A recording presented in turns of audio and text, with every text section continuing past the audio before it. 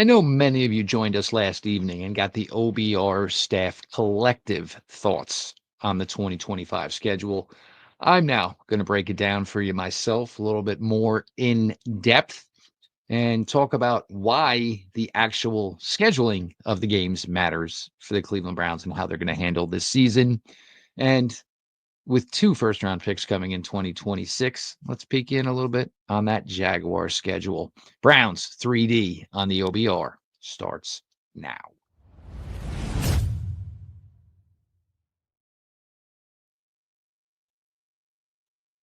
Welcome back, my friends, to the show that never ends, your daily delivery of all things Dog Pound Browns 3D on the OBR streaming network. We appreciate everybody who has the OBR as a daily part of their life, whether it is reading all the fantastic content written daily by our great staff of writers or joining us nightly here on the OBR streaming network, starting with Browns 3D every night, Monday through Friday, 6 o'clock. There's big news, you'll get extra shows. Trust me, followed by a bunch of varying shows, of course, here on the OBR streaming network. Do not miss anything. Subscribe to the OBR on YouTube and, of course, to the OBR over on Twitch. Now, this was met in a lot of variety of ways, of course, as far as the release of the schedule. What does it matter? We know who they're playing. Why does it matter? What's the big hoopla over when the games actually are? Well, the Browns have a lot of ways that this season can be handled as far as either A, trying to be competitive, trying to win, trying to develop 2 rookie quarterbacks. All of this factors in. And we're going to go a little bit further in depth with it. Now, the actual schedule itself, as everybody knows, the Cleveland Browns will be starting off week 1 at home against the Cincinnati Bengals. Week 2, Cleveland travels to Baltimore to face the Ravens. Week 3, at home for the Packers. 4 in Detroit. Week 5, skip on across the pond to face the Minnesota Vikings in London, which will be a Cleveland Browns home game. Week 6 in Pittsburgh for the Steelers. Week 7 at home for the Dolphins. Week 8 in New England against the Patriots. Mike Vrabel. Week 9, dead center, middle of the season bye week for your Brownies in 2025. Week 10 at New York to face the Jets. I'm working on Barry McBride to try to get me in the building for that one. Week 11, home for the Ravens. Week 12, one of your very few 4 o'clock starts, on only 2 in Vegas for the Raiders. Week 12, Raiders, of course. Week 13, home for the 49ers. Week 14, home for the Titans. Week 15 at Chicago. Week 16, home for the Bills. Week 17, home for the Steelers. Week 18 in Cincinnati to face the Bengals. 2 4 o'clock starts, 1 9:30 a.m. start. And as of right now, the Cleveland Browns have 0 primetime games in the 2025 season. I think that's crap, honestly. I think every NFL team should have a primetime game. Every fan base deserves, whether they want it or not, whether their team is worthy of a primetime slot or not. But what about just general NFL fans? You know what I'm saying? Wouldn't you like an opportunity to just sit down, watch one game? I'll tell you right now, Tennessee Browns, Cam Ward, and most likely one of the Cleveland Brown rookie quarterbacks, that should have been a Thursday night affair. Schedule everybody into a primetime game. If you've got to take them out of that primetime slot because they're just not worthy of it, that's fine. But everybody should be scheduled into a primetime game. I will now get off my soapbox. You start the season at home against Cincinnati. And, I know a lot of people think this schedule is rough and the Browns are going to have maybe a rough season. That's certainly possible. But I also think it's from the lens that you're going to look at it. Me, I want to see development. There's a lot of rookies here this year that were drafted with higher selections that the Browns just didn't do and weren't able to do over the last 3 seasons. So these guys getting on the field, getting their feet wet, growing, and hopefully becoming, legit players for the Cleveland Browns. That is a big, big part of what 2025 should be about, in my opinion. Also, how it's going to work, with the 2 rookie quarterbacks. Now week 1, you're playing Cincinnati. And look, I'm not going to lie, Joe Burrow, Jamar Chase, T. Higgins, that is a great, great semblance of talent on offense that should be able to put, get yards and should be able to put up points. But if the Cleveland Browns are able to play similar to the style that they have played in the Kevin Stefanski era, I'm not that worried about playing the Cincinnati Bengals. The Browns have shown the ability to play, in most times, good defense against the Bengals. Myles Garrett has been an absolute menace and nuisance in his time in the league against the Cincinnati Bengals. The Bengals defense is non-existent. So if the Cleveland Browns can run the ball, not turn it over, and play defense more to the caliber that the defense played in 2023 as opposed to 2024, Cincinnati Bengals aren't a team I necessarily fear. Now, do you start Joe Flacco or do you start Kenny Pickett? I would start Flacco just because I have some sort of baseline. I have some sort of understanding, some sort of expectation of what I think Joe Flacco can do as the quarterback for Kevin Stefanski and the Cleveland Browns. We've seen it. If your route is to go Pickett, I can understand it. My route would be to go Flacco just because, if you're playing to be relevant, if you're playing to be in it in 2025, I think Joe Flacco gives you your best option at that. Week 2, and this is kind of where, the roughness begins. Week 2, you go down to Baltimore. And the way it works for the Cleveland Browns with the Baltimore Ravens, it usually goes the same way every season, right? The Ravens beat up on the Browns in one of these games. And then in the other one, the Cleveland Browns play really, really tough and squeak one out. Or they get swept by the Ravens in a season series.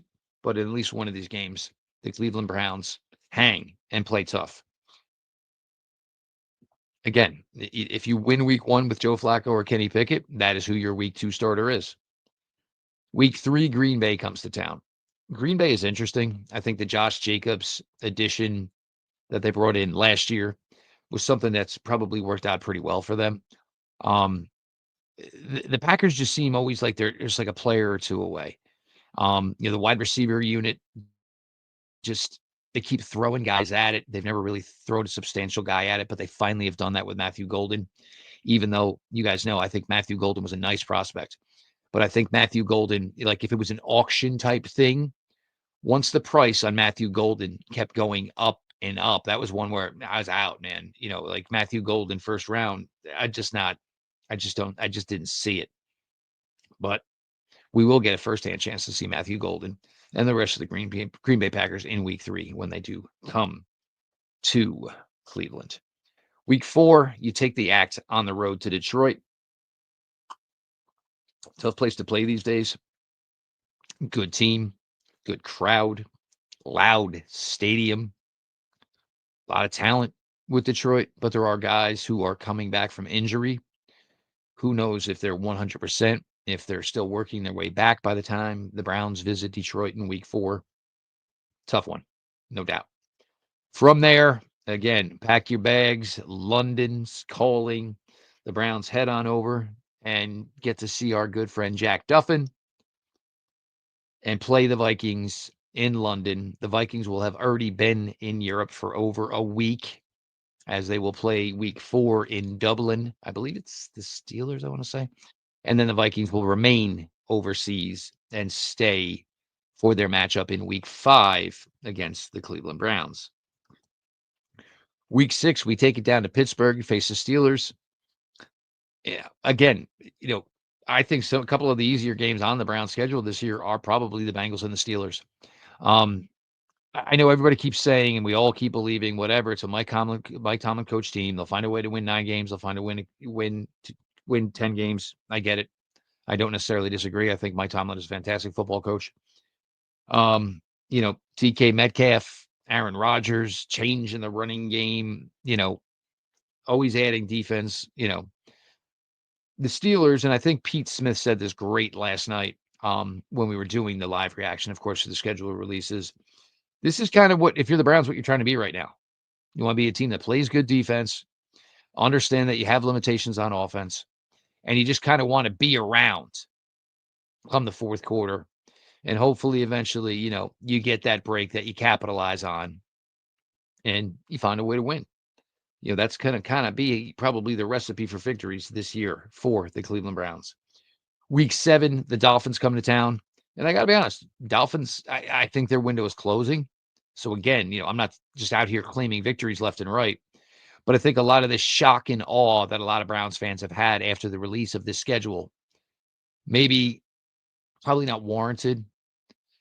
Some of these teams, yeah, they were good. Maybe they're not good anymore. And I got to be honest, Miami Dolphins for me is probably one of those teams I'm not sure that they're still the caliber that people are trying to paint them to be. Week 8 in New England, go see old friend Mike Vrabel. Quinshawn Judkins against Travion Henderson. I think this game is a little bit more difficult than people give it credit to. Drake May, fantastic rookie year. Drake May should be a fantastic guy on the rise in 2025 in year 2. They're going to play tough. They're going to play physical. That's the Mike Vrabel brand of football. It's kind of a nice litmus test for me before the bye, going to New England and playing a team like this, similar to the Browns. Young, younger-ish, trying to, establish themselves. Week 9, we all relax. Browns would have played 8 games. Week 9, we rest and come back and play 9 more. Coming out of the bye, week 10 here in Jersey, going to face the New York Jets. A lot of Browns fans, were hoping maybe the Browns could connect with Justin Fields to be their quarterback in 2025. We will get to face Justin Fields and the Jets. The defense, pretty good. The offense, we'll see where it's at come week 10. A little bit of a work in progress. And certainly, again, a team that, is probably in a similar situation to Cleveland as far as people don't know necessarily who or what they're going to be this year. So Jets week 10 in the Meadowlands in New Jersey, and we're trying to see if we can get Barry McBride to get me to the building for that one. Week 11. So by week 11, done with the Ravens. Ravens will come to Cleveland. Again, just probably one of the more model franchises in the entire league right now. Lamar, Henry, Flowers, tight ends, the defense. Just a really, really good team. Week 12, Browns take the party out to Vegas to see the Raiders. Pete Carroll, Geno Smith, Ashton Genty, Brock Bowers. Not so sure about the Vegas defense. The game they should have won last year in Las Vegas. See how they handle it this year when they go to Vegas. Week 12, Browns at Raiders. Following week, you come back home. San Francisco 49ers. Browns gave them fits in 2023. Just absolutely were all up in their heads. Brock Purdy had a terrible day. Christian McCaffrey didn't have that great of a day. There was some rain and some elements that day. San Francisco just didn't deal with it, handle it. Still, San Francisco had a chance to pull it off at the end and missed a field goal. Browns-Niners, week 13. Week 14, Cleveland Browns, Tennessee Titans in Cleveland. Got a chance for a Cam Ward, Shedeur Sanders matchup, maybe a Cam Ward, Dylan Gabriel matchup. The Browns will get an opportunity to see the one they hoped they could have gotten. But Tennessee made no mistake and just took the best quarterback in the draft at number 1 overall. Week 15, and if you got a chance to see the stuff relating to Caleb Williams today, see where new head coach in Chicago is with his prodigy quarterback, Caleb Williams. Bears are going to be an improved football team this year, but just how improved the Bears will be in 2025 will, of course, be, how the relationship between the new head coach and his handling of Caleb Williams and Caleb Williams' progression leads the Bears in 2025.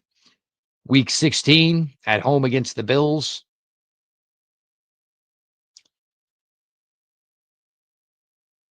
One of the best quarterbacks in the game, one of the best overall players in the game in Josh Allen. Bills are a good team.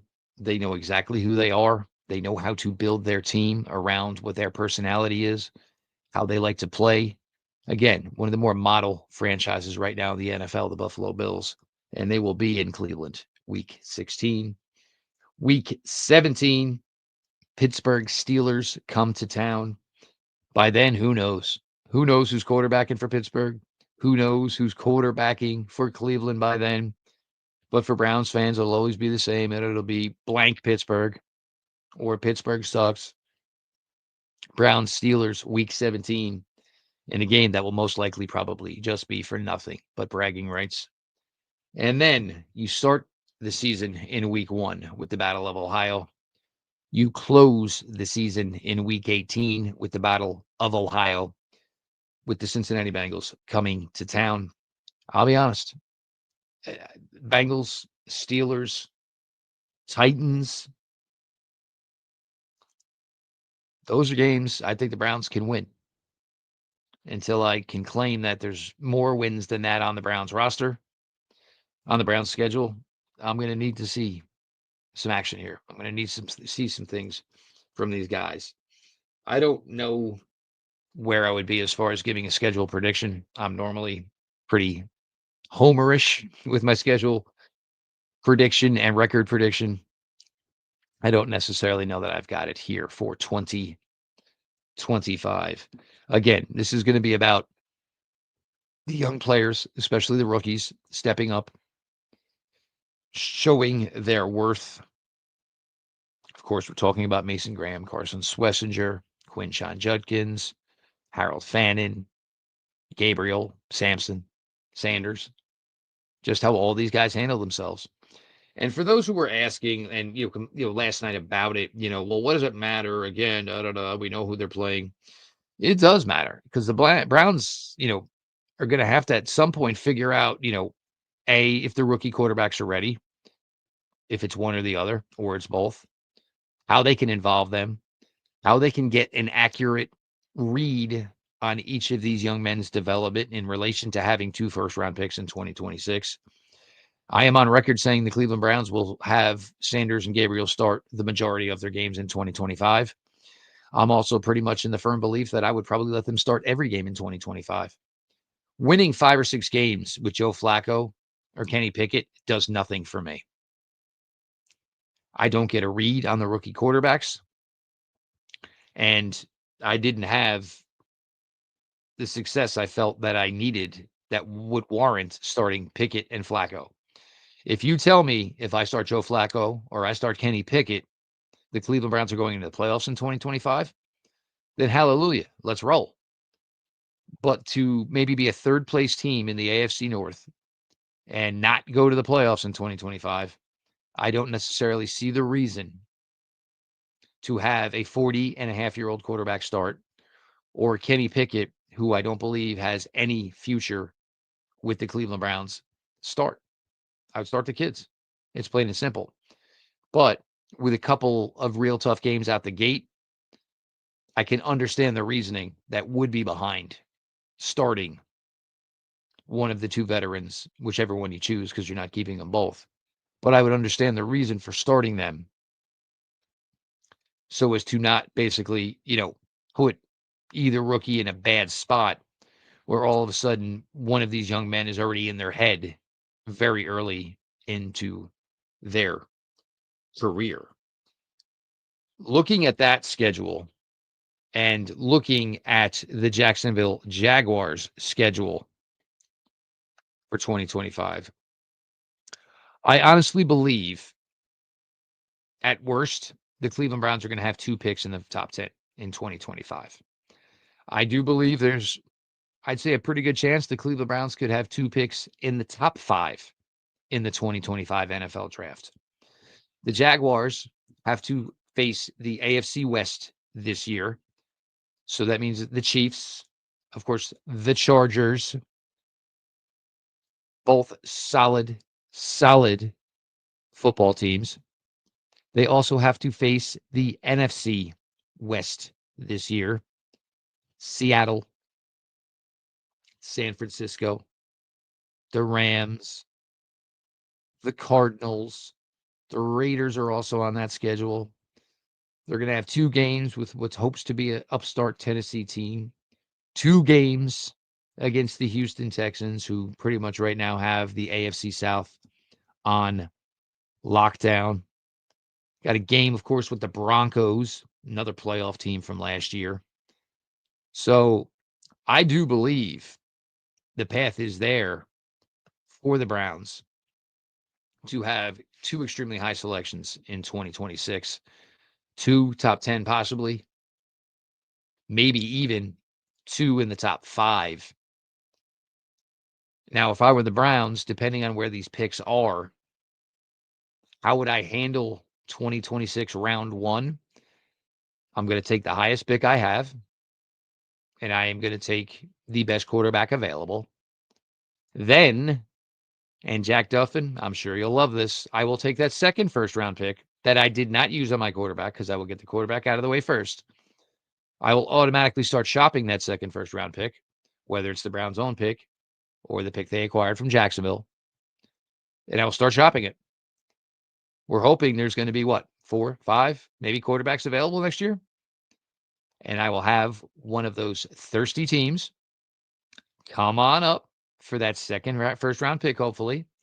I will drop down some, hopefully accumulate a second first-round pick for 2027, and just keep the line moving. I'll do the Duffin. I'll even consider doing the double Duffin. So then you would have yet another, still have that first-round pick in 26, another one to bankroll in 2027. And it gives you an opportunity to get yet another impact player, but also you're going to add either another second-round pick, another third. There's more that will be added. And you can just hopefully now keep this moving, but keep yourself picking from the higher part of the money rounds of 1, 2, and 3. And just hopefully maybe not having to look so much at free agency, giving you a chance to accumulate legitimate talent, young and controlled. That's what I'm looking for.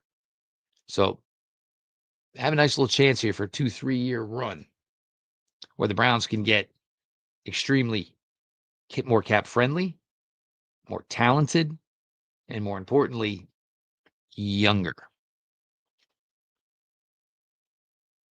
Again, just want to thank everybody who came out last night, for the schedule release. We appreciate you all, of course, so much here.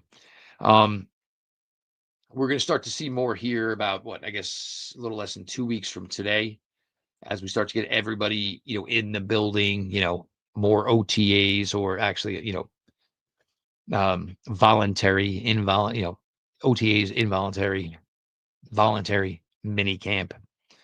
Starting to get to see everybody kind of come together. Kids, veterans, SHEDEUR Sanders, SHEDEUR and Gabriel joining the quarterback room. Quinshawn Judkins, Dylan Sampson, kind of becoming a major part of the running back room. So joining Jerome Ford, Harold Fannin. Oh my God, are we still doing these easy pass text messages? Get the hell out of here with that. Harold Fannin finding his way, making what I think should be a really, really unique duo at the tight end position with David Njoku. Starting to get an eye on where this offensive line is, A, health-wise, B, getting back to the system that they were all much more comfortable with before they had to change things last year to accommodate the player, the quarterback, that was just never working out for them as it was. Getting these guys back to where they are comfortable, where they have won in the past, where they have succeeded for this Cleveland Browns franchise. Keeping eyes on Cedric Tillman, who I think is integral to the success of the wide receiver room in the 2025 season. Again, that 3-game stretch last season, averaging 6 receptions, 75 yards, and a touchdown per game. Your ideal is that he is going to hopefully continue to play at that level and perform at that level. It's certainly possible. And if he can, and if he does, that's a big coup for the Browns offense. Certainly a big coup for that wide receiver room. Try to get, some sort of reading on, where Deontay Johnson is at as far as, just accepting that this is a great opportunity for him. As far as, there's a role right away for Deontay Johnson. Will he embrace it? Will he appreciate it? Will he keep himself in line? Understanding that the way this year is going to go, he's going to have to adapt to all types of different quarterbacks.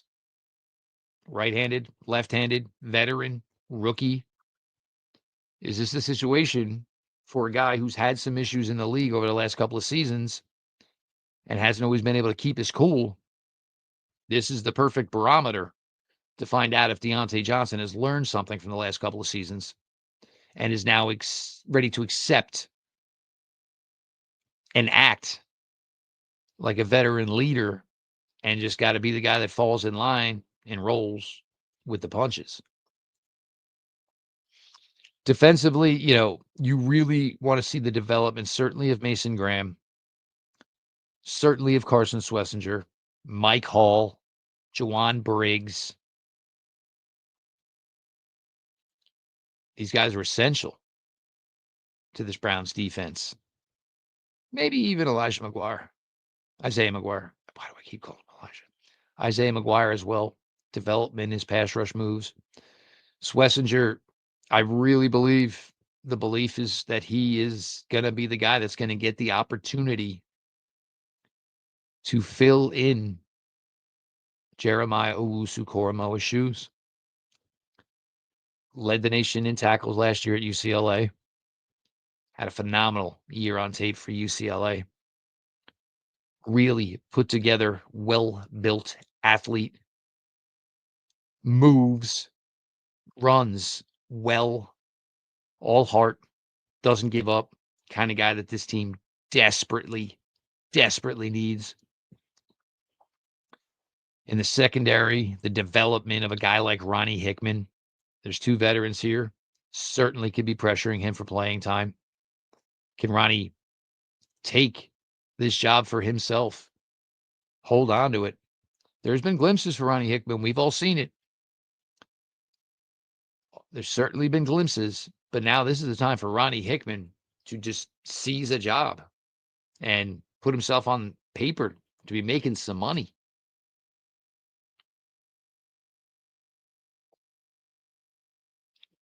I'm excited about this team. I know the schedule looks bleak, but I'm excited for this team because I think it's time for a different path. It's time for a different expectation for this team here in 2025.